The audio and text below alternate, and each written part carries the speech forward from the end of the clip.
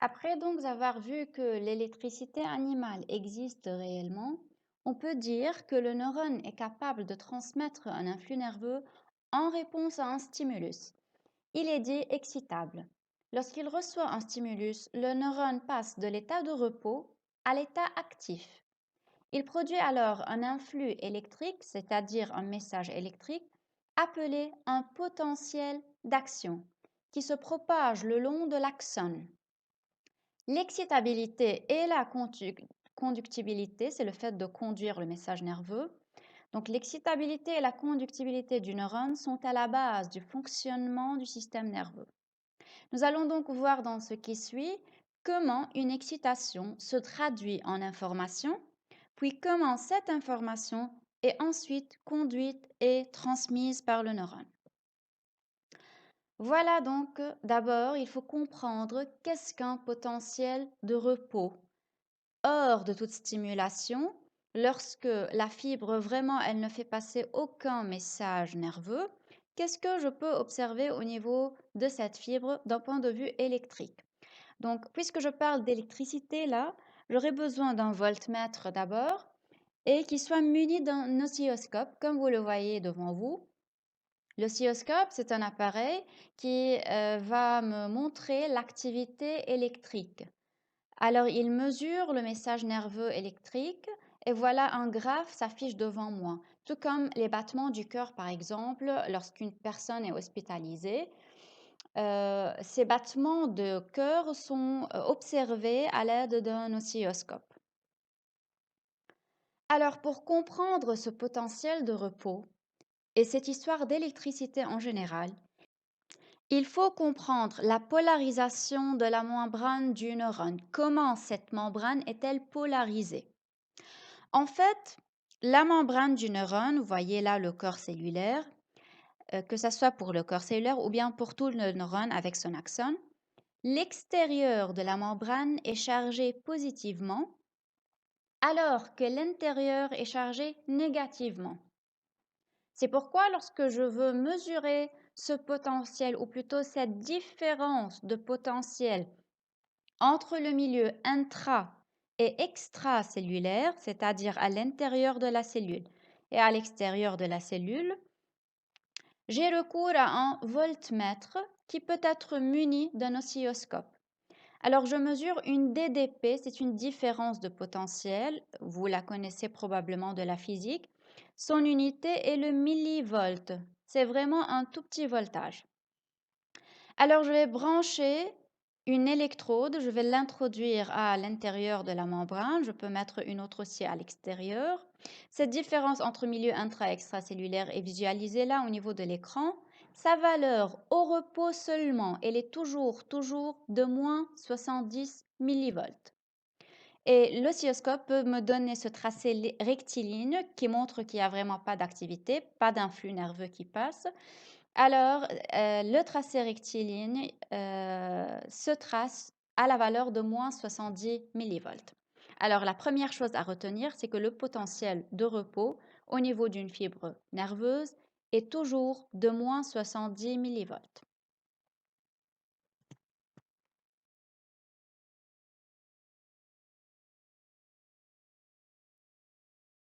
Le cerveau humain renferme à lui seul environ 1 milliard de cellules nerveuses appelées neurones. Comme toutes les autres cellules, un neurone contient des ions chargés positivement et négativement à l'intérieur et à l'extérieur de sa membrane. De plus, la membrane plasmique d'un neurone au repos a une plus grande charge négative sur sa surface interne que sur sa surface externe. Cette répartition de la charge crée dans la membrane une différence de potentiel appelée potentiel de repos membranaire et que l'on peut mesurer à l'aide d'un voltmètre. En moyenne, une électrode intracellulaire enregistre une valeur de moins 70 millivolts. Le potentiel de repos membranaire dépend de deux facteurs. Premièrement, il dépend de la présence de gradients de concentration du sodium et du potassium de part et d'autre de la membrane plasmique. Plus précisément, il y a davantage d'ions sodium à l'extérieur du neurone qu'à l'intérieur et davantage d'ions potassium à l'intérieur du neurone qu'à l'extérieur. Deuxièmement, le potentiel de repos de la membrane dépend de la différence de perméabilité de la membrane plasmique aux ions sodium et aux ions potassium. Les canaux à fonction passive situés dans la membrane plasmique permettent aux ions sodium et potassium de diffuser selon leur gradient de concentration. La membrane contient beaucoup plus de canaux qui laissent passer le potassium que de canaux qui laissent passer le sodium. Elle est donc beaucoup plus perméable aux ions potassium. À mesure que les ions potassium à charge positive quittent le neurone, la surface interne de la membrane acquiert une charge négative par rapport à la surface externe. Si les ions potassium étaient les seuls à se déplacer, le potentiel se stabiliserait à moins 90 mV. Cependant, des ions sodium chargés positivement pénètrent dans le neurone, ce qui neutralise légèrement la charge négative et fait monter le voltmètre à moins 70 mV. Comme vous avez vu dans la vidéo, je parle de gradient de concentration lorsque j'ai des ions concentrés dans un milieu beaucoup plus qu'un autre. Dans ce cas, au niveau du neurone, j'ai les ions Na+, concentrés dans le milieu extracellulaire beaucoup plus que dans le milieu intracellulaire. Donc les Na+, qui sont les ions sodium, sont concentrés à l'extérieur.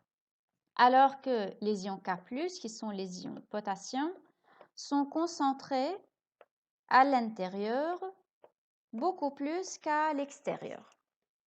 Alors ceci, qu'est-ce qu'il va créer? Lorsque la fibre, le neurone est au repos, c'est-à-dire il ne fait passer aucun message nerveux, il existe des canaux au niveau de la membrane. Voilà la membrane qui va séparer les deux milieux. Il existe des canaux qui sont nommés des canaux à transport passif. C'est-à-dire ils sont toujours ouverts et ils vont laisser passer de façon passive, ça veut dire sans interagir, ils vont faire laisser passer ces ions. Comment ces ions vont-ils passer? Ils vont passer selon leur gradient de concentration, c'est-à-dire les ions passent du milieu où ils sont le plus concentrés vers le milieu où ils sont le moins concentrés. Donc c'est une règle générale. Lorsque deux milieux sont séparés par une membrane, toujours, c'est le milieu le plus riche qui va donner au milieu le plus pauvre.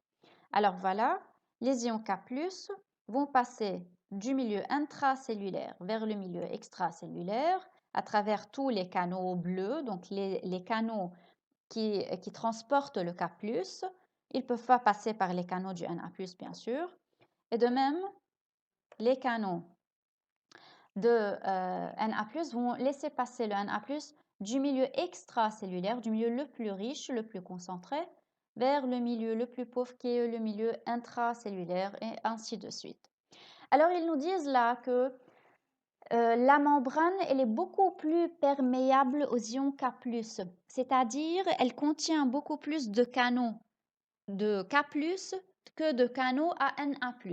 Et c'est pourquoi qu'il y a une grande quantité d'ions K+, qui va sortir, ce qui va rendre ce milieu, comment, de plus en plus négatif, bien sûr, parce que j'ai perdu des ions positifs de l'intérieur. En contrepartie, il y a quelques ions positifs qui vont entrer. Ces ions positifs, bien qu'ils vont élever un peu ce potentiel intracellulaire, donc comme vous l'avez vu, ce n'est pas à retenir, mais pour comprendre, ils l'ont élevé de moins 90 à moins 70 parce qu'il y a du plus qui entre, mais ça ne suffit pas pour égaliser ce moins 70. Donc je ne vais pas arriver à zéro parce que les charges positives qui entrent sont faibles par rapport aux charges positives qui vont sortir. Alors, ce potentiel de repos va s'égaliser, si vous voulez, à moins 70 millivolts. Dégagé de la vidéo précédente, l'origine du potentiel membranaire. Donc, d'après ce qu'on a vu, le potentiel de repos, il est dû à deux facteurs. De un, une distribution inégale des ions sodium Na+, et des ions potassium K+, entre le milieu intra- et extracellulaire. Et j'ajoute une notion que la présence de grosses protéines à l'intérieur de la cellule qui portent des charges négatives va rendre le milieu de plus en plus négatif à l'intérieur de la cellule. Le deuxième facteur, c'est le mouvement des ions Na+ et K+ à travers la membrane du neurone, tout en gardant en tête que la membrane elle est beaucoup plus perméable aux ions K+ qu'aux ions Na+. Alors, elle fait sortir vers le milieu extérieur beaucoup plus que de charges positives, ce qui rend le milieu intracellulaire négatif.